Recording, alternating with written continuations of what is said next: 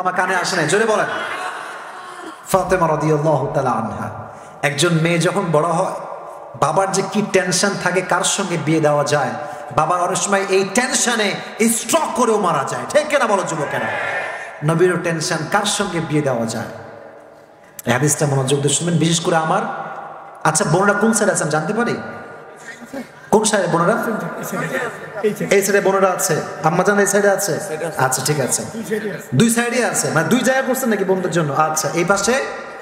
আচ্ছা ঠিক আছে, বোনদেরকে একটু বলবো যে আমার কথা যা শুনেছেন এখন একটু আমার কথা আর একটু মনোযোগ দেন। বোনদেরকে বলছে, তোমরা তো শুনবাই যুবক ভাইরা, মেয়ে বড় হয়ে গিয়েছে, কার সঙ্গে বিয়ে দেওয়া যায়, কার সঙ্গে? প্রথমে আসছে ওমরে ফারুক, ইয়া রাসূলুল্লাহ আপনার মেয়েকে বিয়ে করতে চাই, দিবেন? নবীজি এদিকে তাকান, এভাবে কিছু বলছে না। ওমর ফারুক বুঝে গিয়েছে যে আমার খাওয়া নাই, আমার দ্বারা হবে না, বের হয়ে গেছে। এরপরে আরেকজন আসছে, নবীজি বিয়ে করতে চাই, দিবেন? আপনার মেয়েকে দিবেন, ফাতেমাকে দিবেন?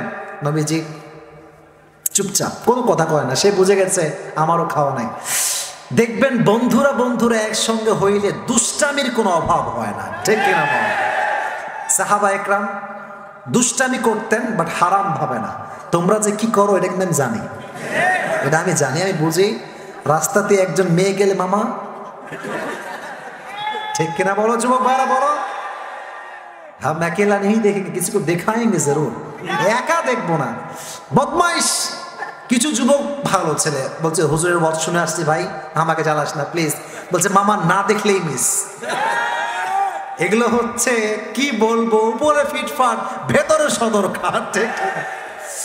তো দুইজন বের হয়ে আসছে, ওদিকে আছে আলী আর ওইদিকে আছে সবচেয়ে বড় ব্যবসায়ী Abdur Rahman bin Auf, the biggest business magnate in Medina, সবচেয়ে বড় ব্যবসায়ী ছিল তিনি। তো চারজন বন্ধু একসঙ্গে হয়েছে। অমর কি খবর, কি ফাতেমাকে পাইলা না? কি দুঃখ গো, দুষ্টামি করতেছে। তো দুষ্টামির মাঝখানে কথা কি বোঝা যায়? আমি একটু মানে মজা করেই কথা বলি, এটা আমার একটা হ্যাবিট বলতে পারেন। তো এদিকে আব্দুর রহমান বিন আউফ মজা করছে, আলী তুমি যাও, মামা তুমি গেলে তোমারে ফিরাবে না, তুমি যাও।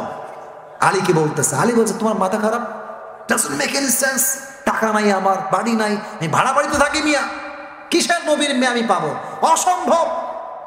বলছে ইয়ার পেহলে ট্রাই তো করলো, যাও ট্রাই করে আসো, কি হবে দেখা যাবে, যা হবে পরে দেখা যাবে। তো আলী তো এমনি একটু লাজুক টাইপের, হ্যাঁ? তো নবীজি মসজিদে নববীতে বসে আছেন, আলী আসছে। তো মেয়ের বিয়ের প্রস্তাব ভাই এত সহজ না। তো আলী এসে এদিকে তাকান, ঘুরতেছে, নবীর কাছে আসে না। কিন্তু নবীজিকে আল্লাহ আগে ওহী দিয়ে বলে দিয়েছেন, নবী আজকে আলী আপনার কাছে মেয়ের বিবাহের প্রস্তাব নিয়ে আসছে। সুবহানাল্লাহ পড়েন।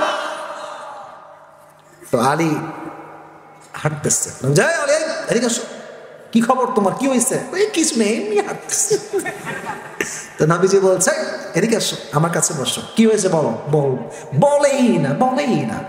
বলছে তুমি যে কেন আসছো এটা কিন্তু আমি জানি, কারণ আমাকে আল্লাহ তাআলা জিবরাইল দিয়ে ওহী পাঠিয়েছে যে আলী আজকে আপনার মেয়েকে চাওয়ার জন্য আসছে। সুবহানাল্লাহ বললেন না?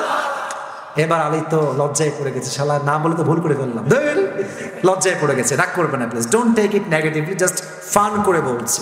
তো এবার সিরিয়াস মোডে আসেন। এবার আলী বলছে, নবী আপনার মতামত কি, আপনি কি চাচ্ছেন বলেন। মানে সিরিয়াস তো, পুরো জীবনের ব্যাপার।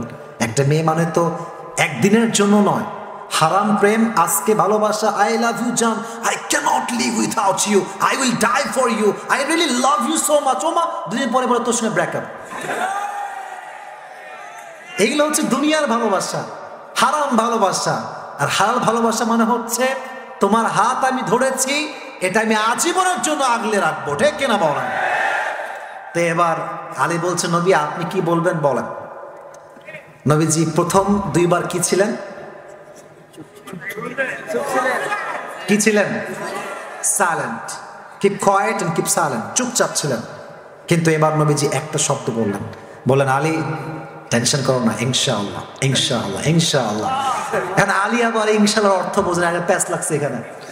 আলী বলছে যা ঠেলা, আমিও রিজেক্ট, বাইরে হয়ে চলে আসছে। এদিকে আব্দুর রহমান বিন আউফ তো ডাটে আছে যে আজকে আমার বন্ধু পাস হয়ে আসবে। বুঝেছে আলী মুখ টুক নামায় এমনি আটতেছে। আব্দুর রহমান কাছে খবর আমার আছে, কারণ আমি ওরে পাঠাইছি আজকে। তো বলছে কি খবর আলী? বলছে অবস্থা ভালো না ভাই, আমিও রিজেক্ট খাইছি। তো বলছে যে আরে নবীজি কিছুই বলেনি, কিছুই কি বলেনি? বলছে হ্যাঁ হ্যাঁ একটা কথা বলছে। কি বলছে? বলছে ইনশাআল্লাহ। আব্দুর রহমান বিন আওফ বলছে আরে ম্যান, নবীর ইনশাআল্লাহ মানে বিয়ে অর্ধেক হ্যাঁ হয়ে গিয়েছে। সুবহানাল্লাহ, জাস্ট ওয়েট অ্যান্ড সি, থামো একটু, একটু অপেক্ষা করো। বলছে তাই নাকি? তাহলে ঠিক আছে, দেখা যাবে। নবীজি কয়েকদিন পরে আলীকে ডেকেছে, বলছে আলী এদিকে আসো। বলছে কি হয়েছে? বলছে তুমি আসার পরে আমি আমার মেয়ের কাছে গিয়েছিলাম, ফাতেমা। ফাতেমা, তোমার জন্য একজন ছেলে দেখেছি। কে? নাম কি? বলছে তার নাম হচ্ছে আলী। তুমি কি do you agree with this proposal? তুমি কি এটার সঙ্গে রাজি আছো? ফাতেমা ইয়েস বলেন নাই, নো বলেন নাই, একটা সুন্দর মুচকি হাসি দিয়েছেন। নবীজি বলছে আমার মেয়ে রাজি হয়ে গেছে। সুবহানাল্লাহ পড়ে শোনা। তো আলী, আমার মেয়েও রাজি, তুমিও রাজি, আমরা কি সামনে আগাবো? আলী বলছে নবী আমি তো আগের থেকেই রেডি, আপনি হ্যাঁ বললেই হ্যাঁ। তো নবীজি সুন্দর করে ফাতেমাকে আলীর সঙ্গে বিয়ে দিয়ে দিলেন। বাবা হিসেবে মেয়ের যে বিয়ে দেওয়ার একটা টেনশনের বোঝা হালকা করে দিল কে? নবী যত চিন্তা আপনার ছিল সব চিন্তা আমি কমাই দিয়েছি, টেনশন করবেন না। সর্বশেষ O my prophet, I have dignified your status high, very high and high speak. নবী আপনার সম্মান মর্যাদা আকাশ বাতাস ছাপিয়ে, সাত আকাশ কাঁপিয়ে আপনার মর্যাদা আমি আরশ পর্যন্ত পৌঁছে দিই। সুবহানাল্লাহ পড়েন। নবীর সম্মান সকলে বলেন তো কম না বেশি? ওয়ারাফা'না লাকা যিকরাক। যেখানেই আল্লাহর নাম সেখানে নবীর নাম আছে না নাই? আমরা যে কালেমা পড়ি লা ইলাহা ইল্লাল্লাহ, তারপরে আছে কি? মুহাম্মাদুর রাসূলুল্লাহ। আল্লাহ বলছেন নবী আমার সম্মানকে আমি আকাশচুম্বী করে দিয়েছি। তো নিয়ামত পেলাম কয়টা? বলেন কয়টা? তিনটা। এক, নবীর হৃদয়কে খুলে দিয়েছে একজন, আওয়াজ দিয়ে বলেন তিনি কে? দুই, নবীর পিঠের সমস্ত বোঝাকে হালকা করে দিয়েছে একজন, আওয়াজ দিয়ে বলেন তো তিনি কে?